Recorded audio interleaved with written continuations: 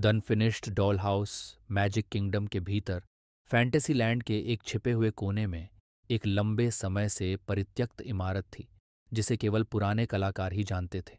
ये एक भूले हुए आकर्षण द एन्चांटेड डॉल हाउस का एक हिस्सा था जो कभी पूरा नहीं हुआ।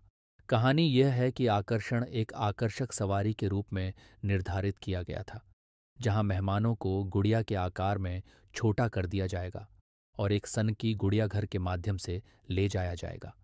लेकिन इससे पहले कि यात्रा समाप्त हो पाती, अजीब चीजें घटने लगीं। श्रमिकों में से एक लिली नाम की एक युवा महिला को यह परियोजना पसंद आई। वह छोटे फर्नीचर की बारीक बारीकियों और गुड़िया की जटिल पोशाकों से मोहित हो गई थी। वह अक्सर देर रात तक अकेले ही प्रोजेक्ट पर काम करती रहती थी। तभी फुसफुसाहटें शुरू हुईं। सबसे पहले वे फीकी थीं, पुरानी इमारत की चरमराहट से लगभग अप्रभेद्य थीं। लेकिन जैसे जैसे सप्ताह बीतते गए, फुसफुसाहटें तेज और अधिक तीव्र होती गईं। ऐसा लग रहा था जैसे वे स्वयं गुड़ियों से आ रहे हों। लिली उन्हें अलग अलग स्थिति में पाती जिस तरह से वह उन्हें छोड़कर गई थी। जब वह कमरे में घूम रही थी तो उनकी कांच भरी आंखें उसका पीछा कर रही थीं। एक रात वह अब और विरोध नहीं कर सकती थी। जो कुछ भी हो रहा था उसका सामना करने के लिए वह देर तक अकेली रही। जैसे ही पार्क का समापन संगीत खाली गलियारों से गूंजा, वह गुड़िया घर के कमरे में चली गई। रोशनी टिमटिमा रही थी। छोटे कमरों में भयानक छाया फैल रही थी। लिली, एक आवाज फुसफुसाई।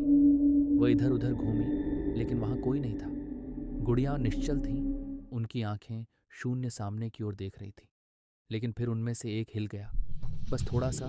सिर थोड़ा झुका, उसकी आंखें झपकी। लिली, आओ हमारे साथ खेलो। फुसफुसाहट गूंज उठी।